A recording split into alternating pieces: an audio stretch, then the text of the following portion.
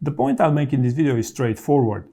For the right type of candidate, preparing all possible scenarios for a behavioral interview is actually a winning strategy. And if you're just getting started with behavioral interviewing, these are questions, tell me about the time when, or even the more general types of questions, tell me about yourself, that can be answered in a behavioral way. Even what's your management style can be answered in a behavioral way. So these behavioral questions are built around competencies, and if you want a more scientific approach, I'd recommend probably reading Victoria Hoover's book, High Impact Interview Questions, 701 Behavioral Questions to Find the Right Person for Every Job. And here she presents close to 100 such competencies, which in turn result into 700 or more behavioral questions.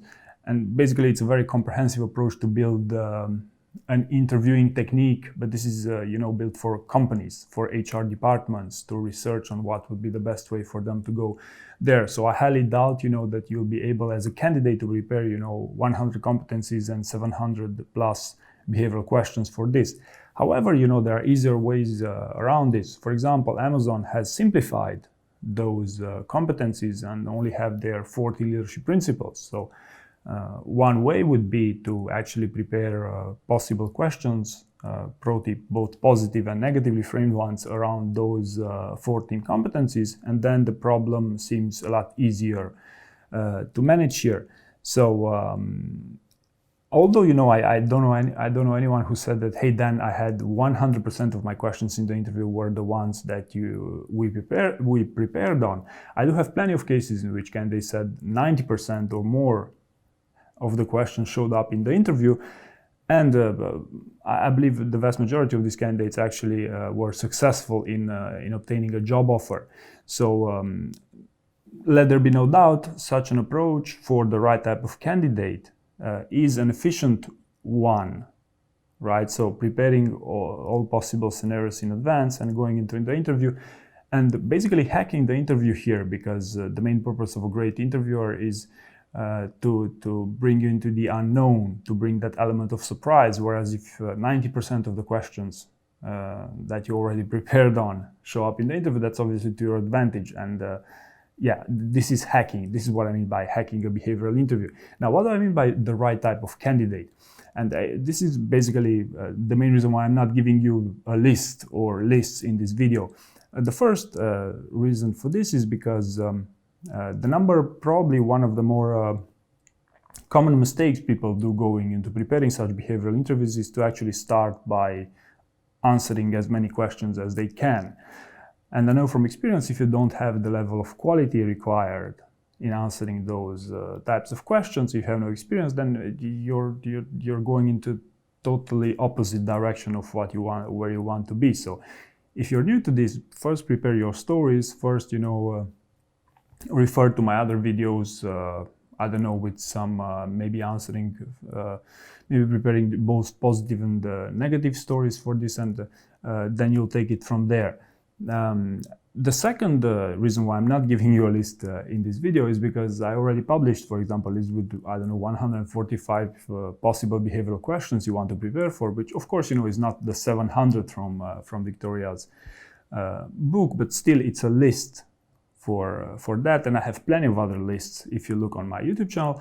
And the third reason here is it is an actual job here to extract these questions, and I'm sure that if you'll be familiar with behavioral interviewing, and for you that know what you're doing here, I'm sure that you are able to extract these questions because I also have plenty of lists on my YouTube channel, but there's also plenty of other articles on the internet, and basically I know from experience that yes, this is something you can also do on your own. It's just that it's a time-consuming thing, so it's up to you to decide whether this is the best employment of your time.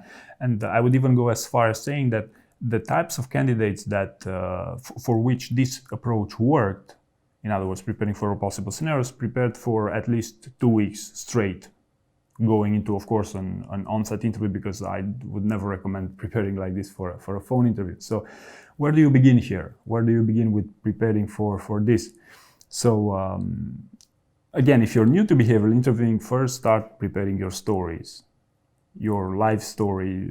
Try to find a great answer for tell me about yourself if you want.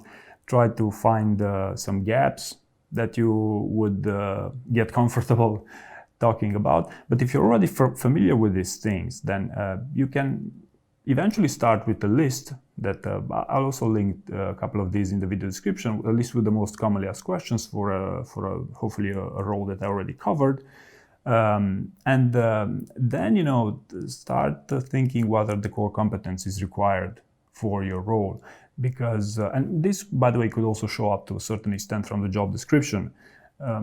Actually, in many cases, they can show from the job description, and then start working in a way backwards from there and try to extracting more and more possible behavioral question from there, from those competencies that you believe are core for your role. And basically this is the main starting point, but you'll notice that there are various very relevant sources of information that will give you plenty of such behavioral questions. And if I would have to give you a number of questions that you're targeting here, I would say that the list of questions should never go beyond, let's say, 80 possible questions. So I would say if you reach a list of 80 questions, or maybe even 60, I would say that I believe you're on the right track. So that's how you know that the number of questions you're preparing for, which again should be specific to some competencies that you believe are most relevant for your role. So this is where you get the best investment of your time going into preparing with such a scenario of preparing all possible scenarios for a job interview. So there you go. This would be the advice that I would give you in this video. Of course, first self-assess, see where you are in the process, ensure that the quality of your answers is great and that you know what you're talking about before preparing lists of questions. And yeah, this is pretty much it. Thank you very much for watching.